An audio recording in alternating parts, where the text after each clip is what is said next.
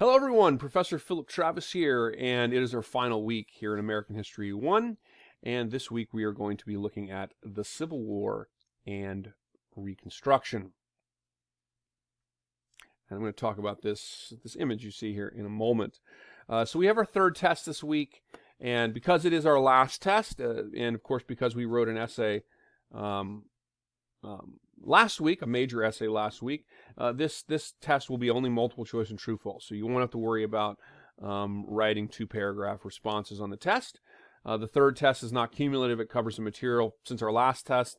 And again, there won't be a major essay. There might be a fill in the blank or something like that along with the multiple choice true false questions, but it won't have major essays on the test since we wrote the major essay last week for the class. So we are reading this week from chapters 15 and 16. We are looking at the Civil War and Reconstruction. The factoid, I'm going to go ahead and just get right to the factoid. I'll make this kind of short, so it's not too long. And remember, of course, as always, I have my weekly video lectures, and I have more than one lecture this week for you on the American Civil War. The factoid relates to this political cartoon you see depicted here.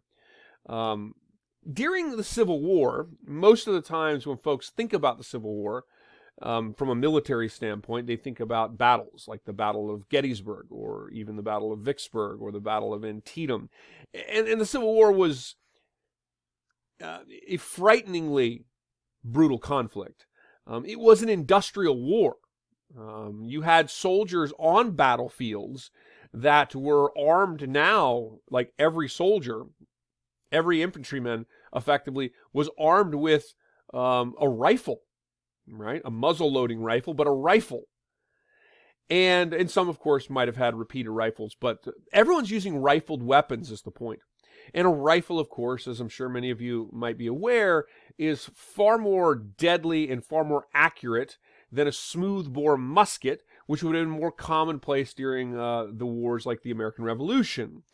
And so a rifle fires at a much higher velocity. It is much more accurate and has a far greater destructive power. American soldiers during the American Civil War were using rifles, but they were in many ways fighting in the ways that conventional armed forces would have fought during the Revolutionary Age of warfare. And so you would have been talking about formations like infantry squares and close combat type fighting with these types of weapons. Well, the Civil War is really one of the first industrial wars. And so you had not only rifles in the hands of your soldiers, but you also had a much more advanced sort of force brought to bear through artillery, like cannon fire and so forth. And on the grounds and the battlefields, these types of things gave rise to a level of death that is, for the time, incomprehensible. And today, to this day, the American Civil War is still the most deadly conflict in American history, in United States history, with the death toll from the North and the South upwards of around 700,000, which is more than Americans have lost in any conflict, including World War II. So it's the most destructive war in American history. It was an industrial war. It was a war that had, there were battles that lasted several days and witnessed shocking numbers of casualties. 10,000 casualties in a battle. These types of figures were not unheard of from the most destructive and terrifying battles of the American Civil War. Battles like the Battle of Antietam, for example. So it was an industrial war, and of course this brought tremendous casualty figures. It transformed the nation in so many ways. The actual fighting of the war did, and whether it's related to medical techniques or the aftermath of the war and the development of the 14th Amendment, which of course is the constitutional amendment that made all peoples born in the United States citizens. The 14th Amendment is the ultimate federal protection to people's constitutional rights in the United States. It comes from the Reconstruction period. Another, and this will be the factoid, another element of the warfare and fighting of the American Civil War, which is not really thought about nearly as much as those battles like Gettysburg, for example, was the naval war. And during the American Civil War, there was a rather intense naval war. Now, some of the naval wars were fought on coastlines. Oftentimes, they were fought on riverways like the Mississippi River.